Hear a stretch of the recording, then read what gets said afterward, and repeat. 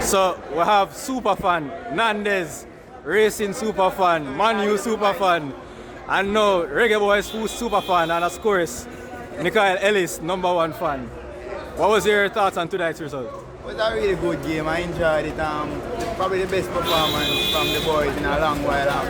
We get goals, we get skills, we get everything we could have asked for, nothing else. We saw the return of Dujan Whisper Richards. From his inception on the field, you saw the swagger of Whisper.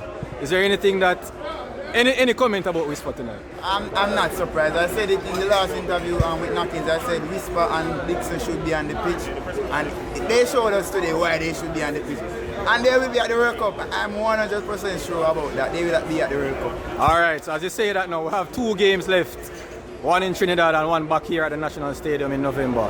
Is there anything that you'd like to say to your friends, family, fans as well out there for them to come out to the National Stadium to pack it in November? You definitely need to be at the stadium on November 18.